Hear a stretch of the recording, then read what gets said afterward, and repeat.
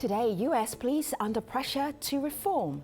How do officers answer the nationwide calls for accountability and change? I'm Malika Bilal. I'm Femi OK. You're in the stream. It's not us. It's the police. This the madness that they spark up. This is what they encourage. This is what they provoke. This is what you get. I don't know when it's gonna end, but it's for y'all to start.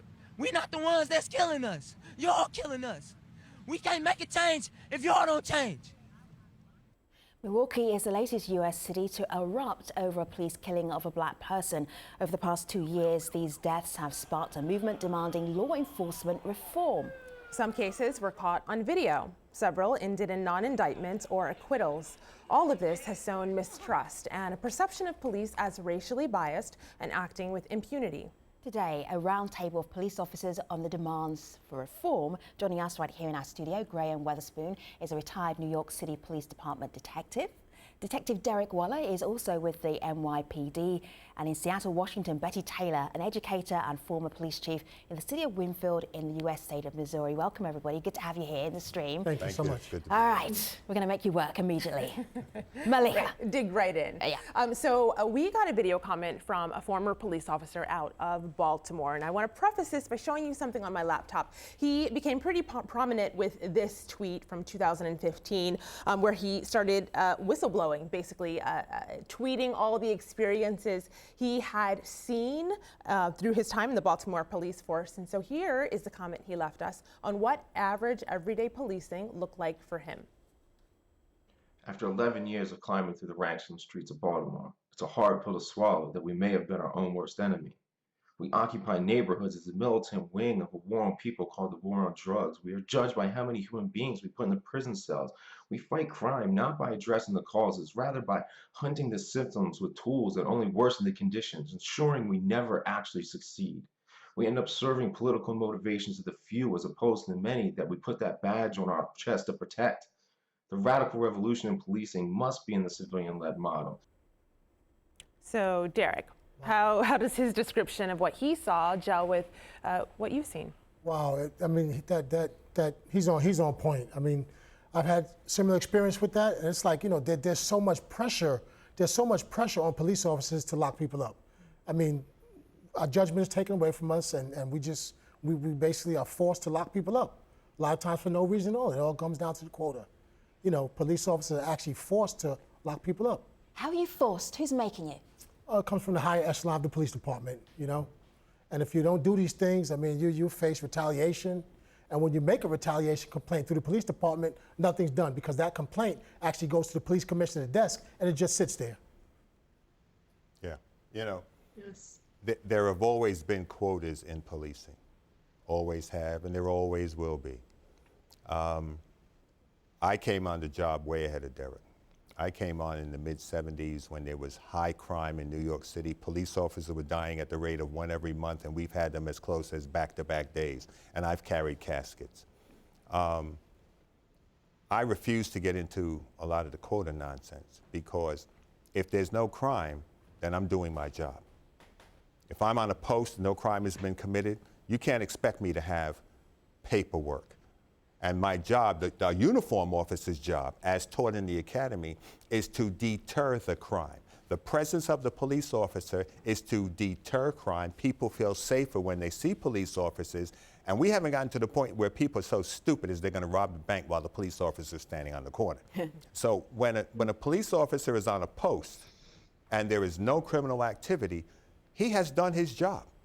There is no need to ask him, well, why didn't you give out the summons? Why didn't you make an arrest? If there's no activity as a result of his presence, the police are doing their job. Okay, I'll give you an example of this. I had a officer fresh out the academy, and he says, wow, I worked with him, my partner was off that day.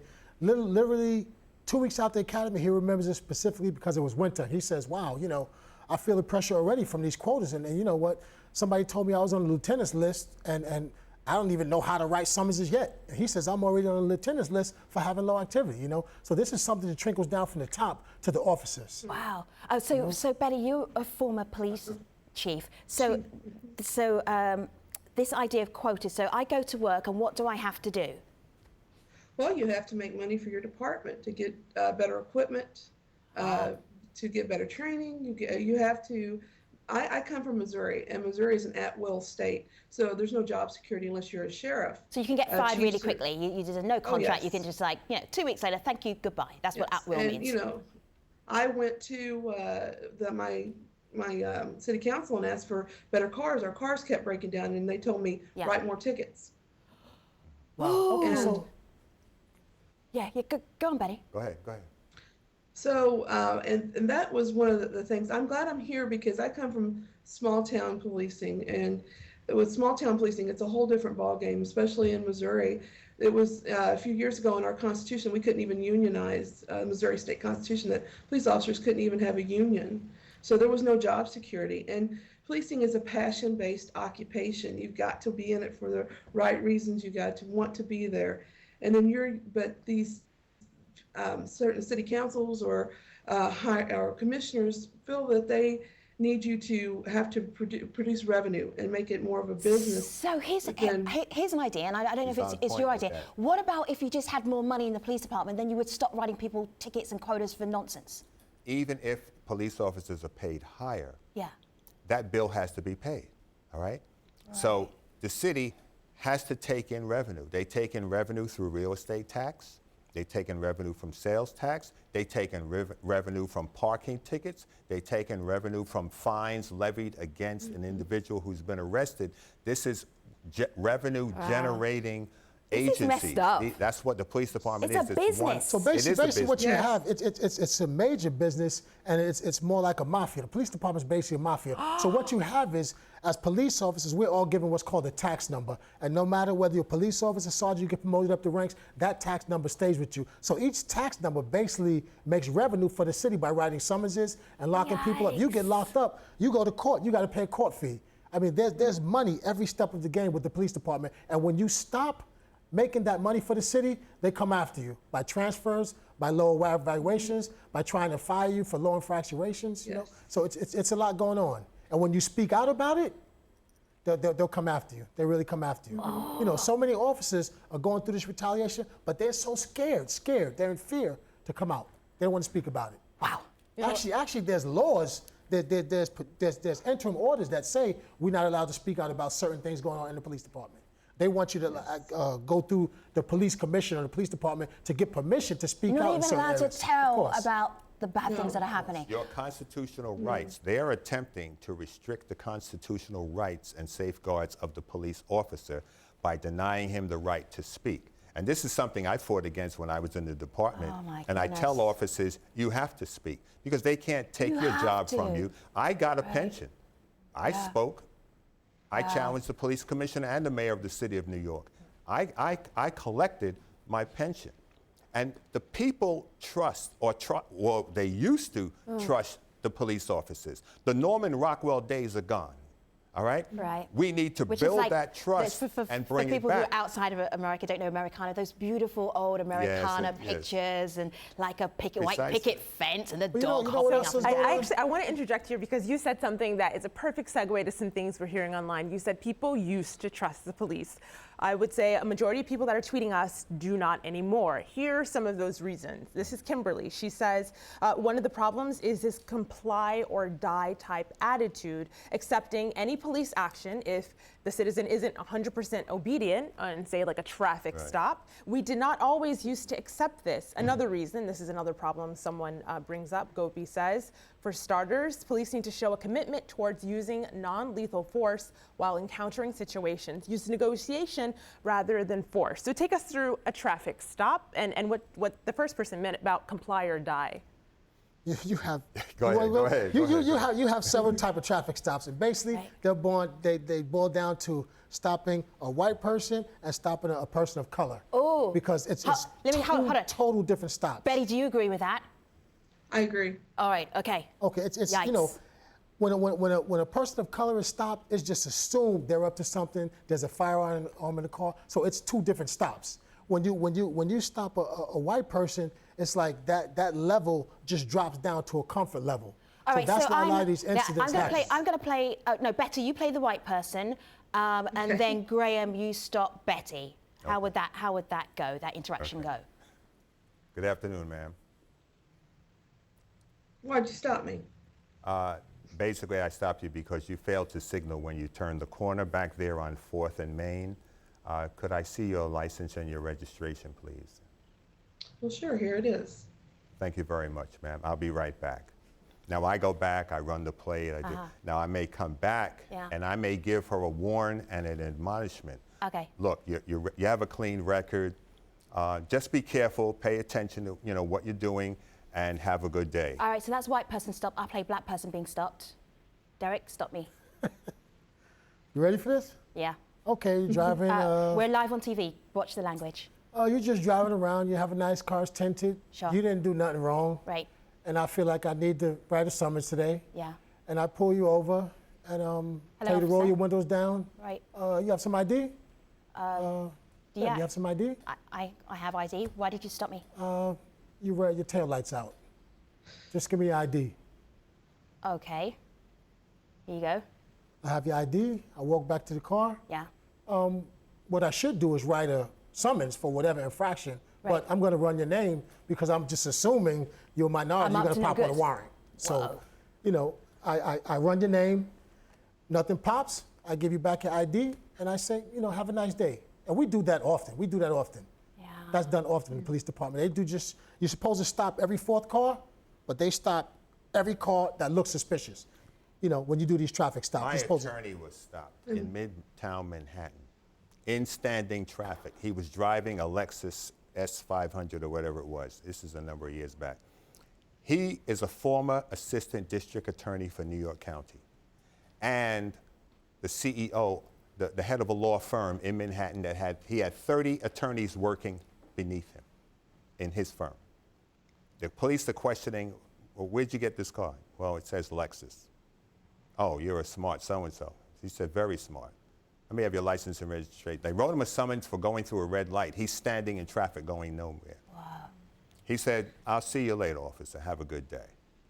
Now, he went to court. Of course, the summons was thrown out. He contacted Internal Affairs, and that cop was taken to the wood chipper only because Bruce is a former assistant district attorney, a former bureau chief, and an attorney operating a law firm in Midtown Manhattan. If you've been anyone else. Anybody else, you'd had the ticket and you'd have had to pay the summons and have the points on your license. So that's a point that brings me to this tweet from Dwayne, and I'll throw this to you, Betty. Dwayne says, becoming a police officer is a chosen profession, and it comes with inherent dangers. But he continues by saying, while my skin color was not chosen and cannot be changed, you can see his skin color in this profile picture right there, the question then is, why should my skin color come with inherent dangers? So the pushback to that, because there is pushback online, we chatted with a police officer out of Maine, Caucasian. His name is Matt, and we asked him about addressing corruption and racism within police ranks, and his answer was, I don't think it exists. I think anti-police people want to believe it does, but in my experience, I've never seen it. Do you interact with people like Matt and other police officers who say this is made up? Yes, and I came into policing from a whole different standpoint. I come from a high crime, high poverty area, and I've been around African Americans my whole life. But there are Caucasian officers that have never interacted and have that not knowing when they deal with people of color. And I can give you an example. My husband's from Jennings in the Ferguson area, and he got his driver's license at 16. By 21, he'd already lost his driver's license and was still paying on the tickets. Wow. That was the old Jennings Police Department that is now defunct, but because St. Louis County had to come and take them over. So I can see that, but some officers just don't understand because they've never been around it. They don't understand how it is to be discriminated against because they never have been. You take someone that's a middle-class white officer, doesn't understand how people have to live a certain way. So here's the disturbing part about this. Betty and Derek and Graham, you're sharing these kind of horrific insider stories. How do you combat something as very simple as a white person gets stopped in a very different way from the way a black person gets stopped? How do you even address that? But you were saying that some officers, they don't even know that they have these prejudices. Right. They don't know their biases. They don't know them because they're not honest with them enough to say, okay, they don't understand that they've never lived in a neighborhood where they had their electric shut off, or they didn't have money for groceries, or mom's selling the EBT, the food stamp card for drugs or whatever. They've never had those experiences. They don't know Right. who they're policing. Yeah, she's right on point. There are police officers that I met in New York City that had never interacted with a black person until they came into the academy. When I was in the academy 42 years ago, at John Jay College, there was a class that everybody had to take, and it was on African American studies. An Irish guy said, "What do we have to take this for? Black people don't have any history." Okay? Now, I can tell you about Irish history because they were the white trash of Europe as far as the British were concerned.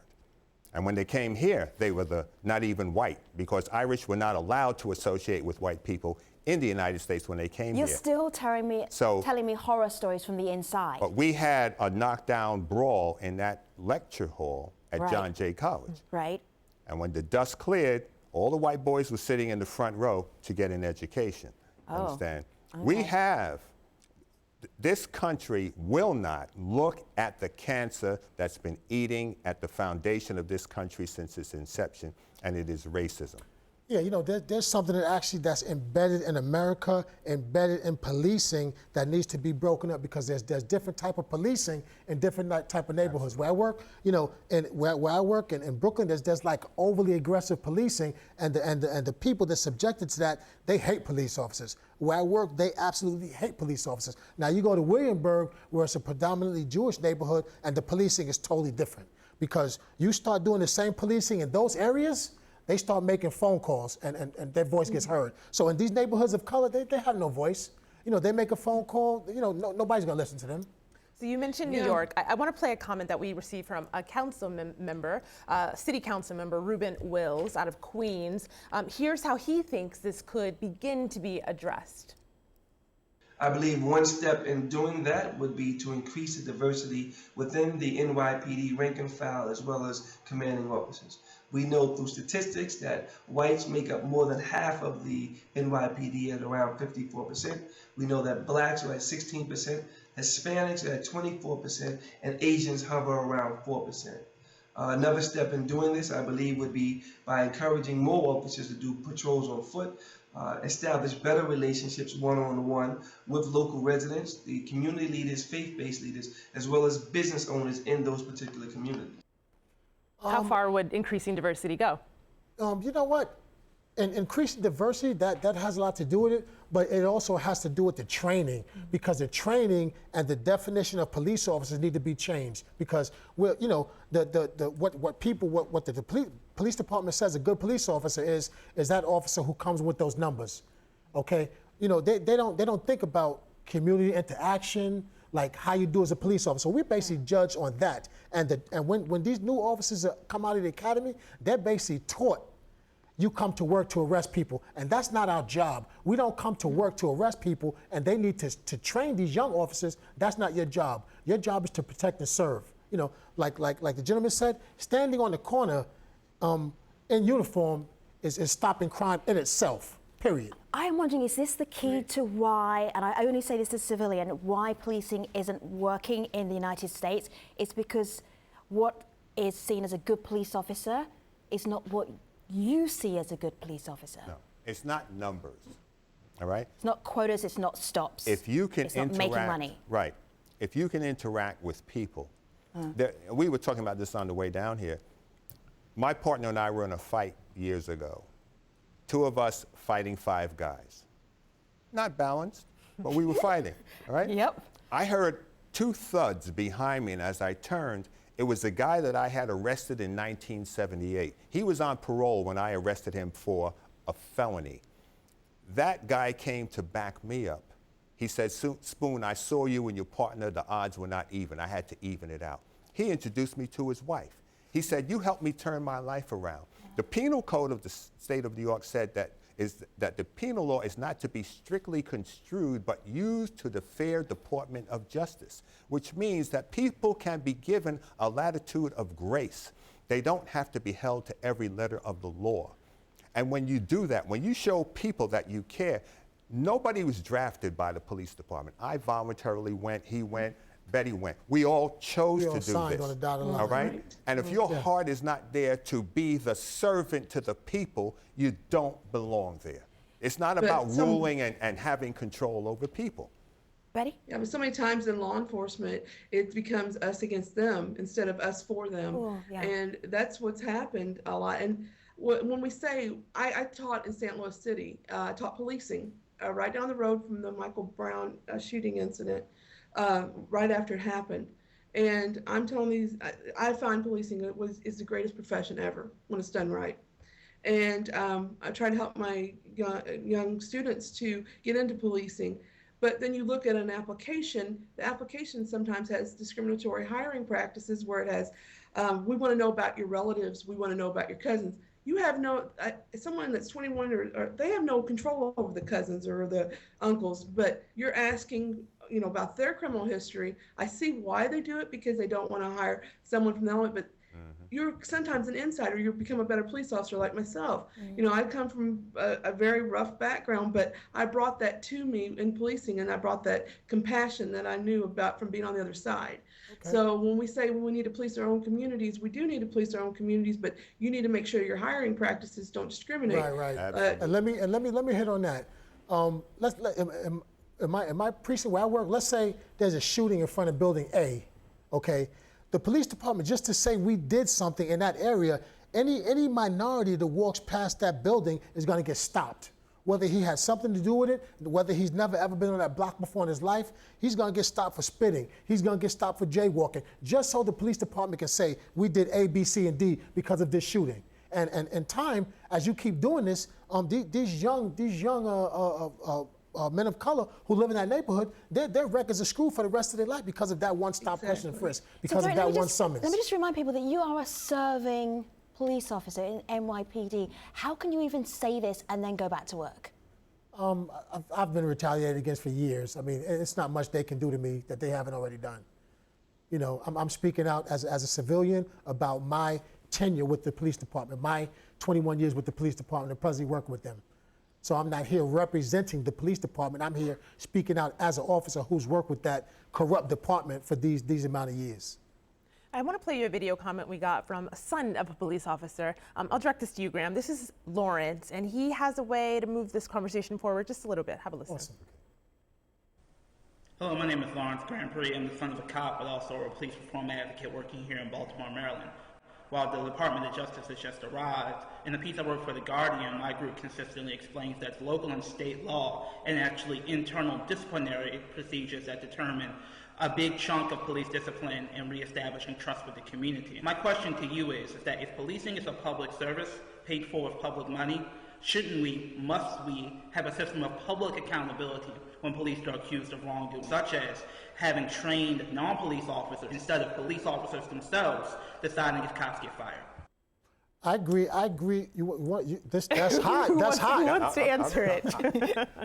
I think, and I love him, I've said whoever this he for is. years. Lawrence, thank you for the comment. I didn't come to the Ponderosa to tell Ben Cartwright how to run the ranch. I'm a hired hand on this ranch, all right? I'm not running the ranch. I don't lord over the people. I believe, for instance, in New York, we have a civilian complaint review board, which is a toothless tiger. People file complaints. Factually, a friend of mine was an attorney on the civilian complaint Graham, review I'm board. going to ask you to wrap up your story in a sentence because we're out of time. It takes 9 to 10 months before you get a response from the civilian complaint review board. When they come with a finding, they have no way, they have had no way to discipline that cop, or even now they're about to give them the power to arrest these police officers and take them out of service with the department. We also have Detective Derek Waller here. I also want Betty to jump Taylor on. as well, and Betty Taylor was a former police chief. You hear that, right? This show needs a part 2. I'm going to talk to Malika, people behind the scenes. I'm going for a part 2. The guests want a part 8. I think we can compromise. Thank you for watching. We'll be online. Stream.aljazeera.com. See you soon.